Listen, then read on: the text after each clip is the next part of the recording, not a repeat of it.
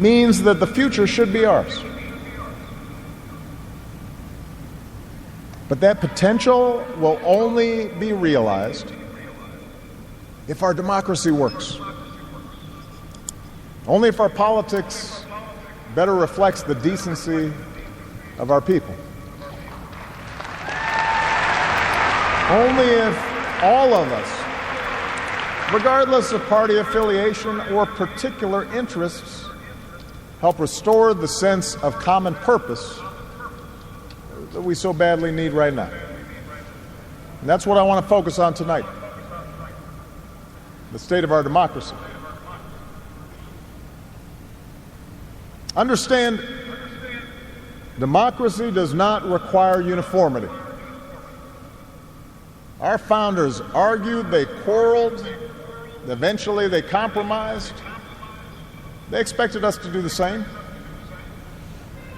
But they knew that democracy does require a basic sense of solidarity. The idea that for all our outward differences, we're all in this together, that we rise or fall as one.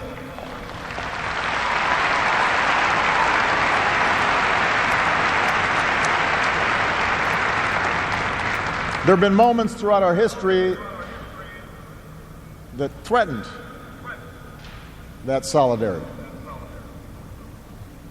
And the beginning of this century has been one of those times. A shrinking world, growing inequality, demographic change, and the specter of terrorism. These forces haven't just tested our security and our prosperity, but are testing our democracy as well. And how we meet these challenges to our democracy will determine our ability to educate our kids and create good jobs and protect our homeland. In other words, it will determine our future. To begin with, our democracy won't work without a sense that everyone has economic opportunity. And the good news is that today the economy is growing again. Wages, incomes, home values, and retirement accounts are all rising again. Poverty is falling again.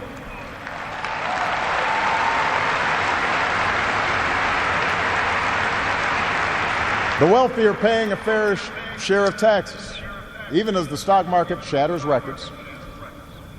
The unemployment rate is near a 10-year low.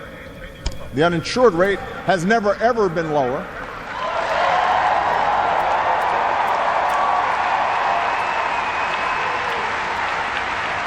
Healthcare costs are rising at the slowest rate in 50 years. And I've said, and I mean it, if anyone can put together a plan that is demonstrably better than the improvements we've made to our healthcare system, that covers as many people at less cost, I will publicly support it.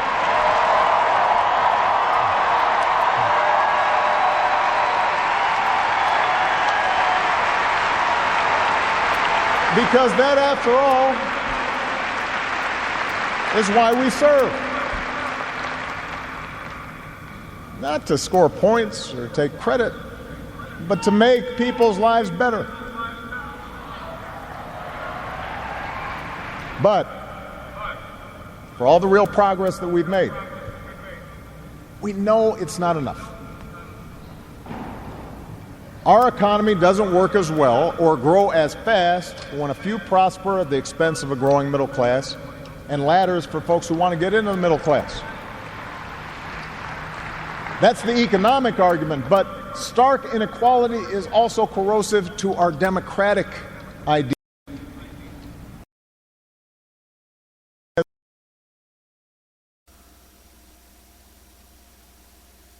Share of wealth and income, too many of our families in inner cities and in rural counties have been left behind. The laid-off factory worker, the waitress or healthcare worker who's just barely getting by and struggling to pay the bills, convinced that the game is fixed against them, that their government only serves the interests of the powerful. That's a recipe for more cynicism and polarization in our politics.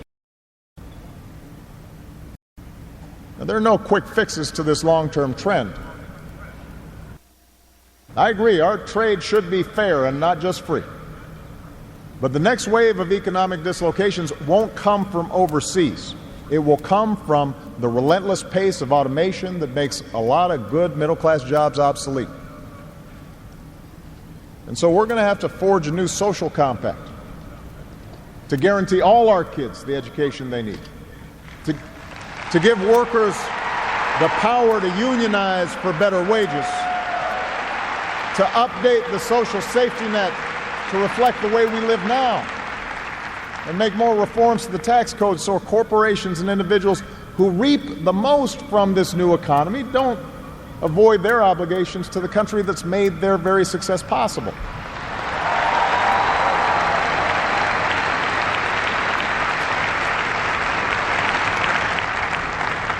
We can argue about how to best achieve these goals, but we can't be complacent about the goals themselves. For if we don't create opportunity for all people, the disaffection and division that has stalled our progress will only sharpen in years to come. There's a second threat to our democracy, and this one is as old as our nation itself. After my election, there was talk of a post-racial America. And such a vision, however well intended, was never realistic. Race remains a potent and often divisive force in our society. Now, I've lived long enough to know that race relations are better than they were 10 or 20 or 30 years ago, no matter what some folks say.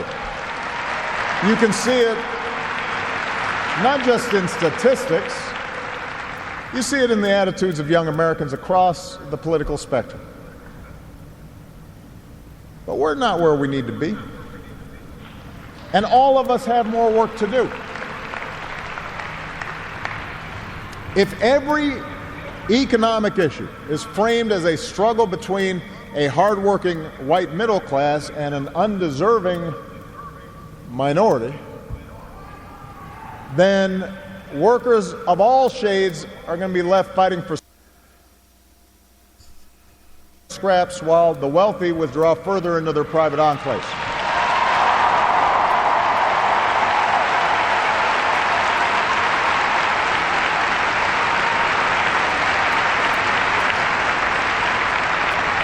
If we're unwilling to invest in the children of immigrants just because they don't look like us, we will diminish the prospects of our own children, because those brown kids will represent a larger and larger share of America's workforce.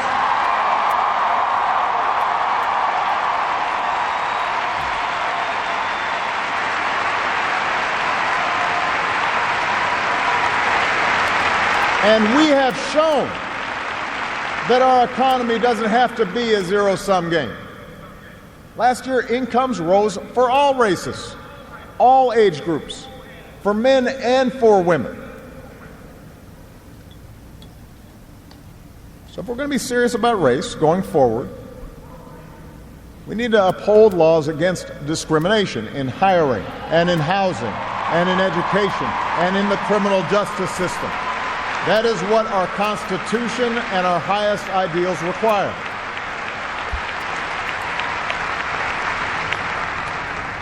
But laws alone won't be enough. Hearts must change. They won't change overnight. Social attitudes. If our democracy is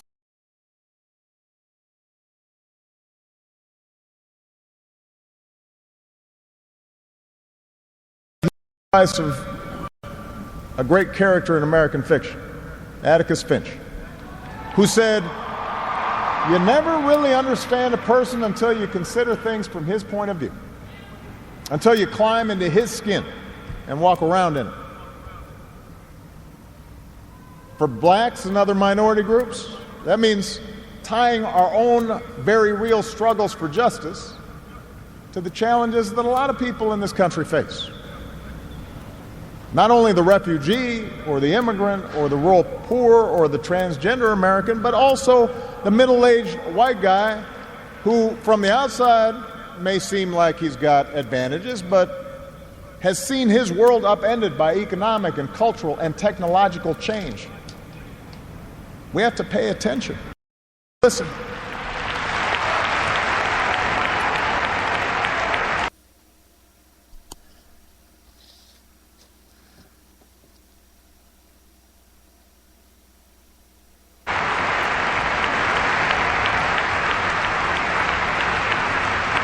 For white Americans, it means acknowledging that the effects of slavery and Jim Crow didn't suddenly vanish in the 60s.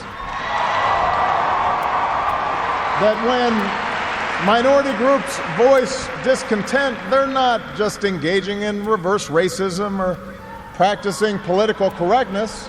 When they wage peaceful protest, they're not demanding special treatment, but the equal treatment that our founders promised.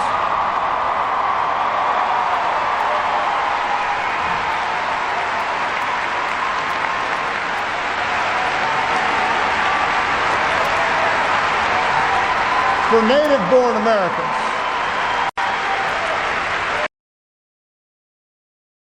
for native remind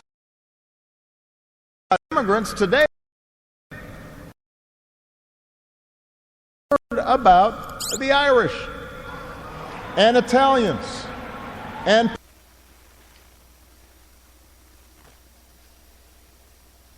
Poles, who it was said were going to destroy the fundamental character of America.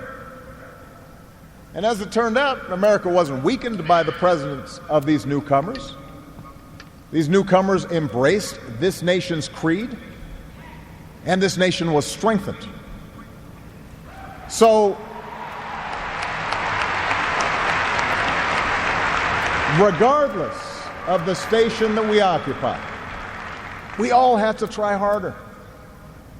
We all have to start with the premise that each of our fellow citizens loves this country just as much as we do, that they value hard work and family just like we do, that their children are just as curious and hopeful and worthy of love as our own.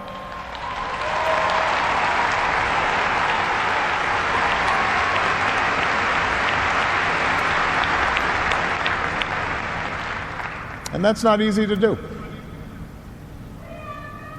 For too many of us, it's become safer to retreat into our own bubbles, whether in our neighborhoods or on college campuses or places of worship, or especially our social media feeds.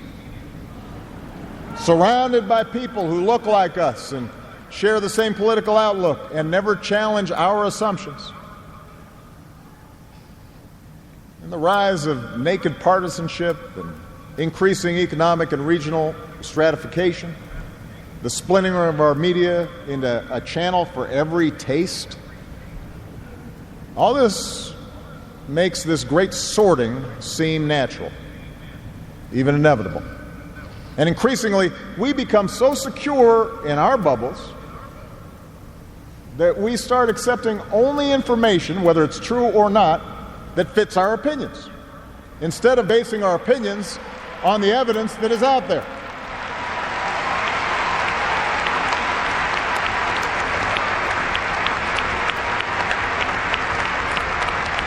And this trend represents a third threat to our democracy. Look, politics is a battle of ideas. That's how our democracy was designed.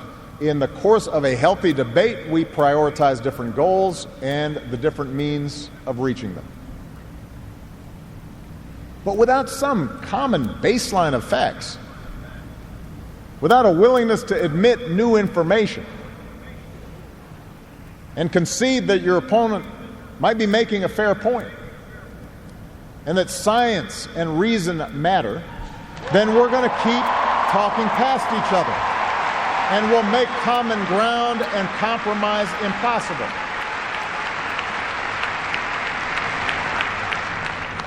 And isn't that part of what so often makes politics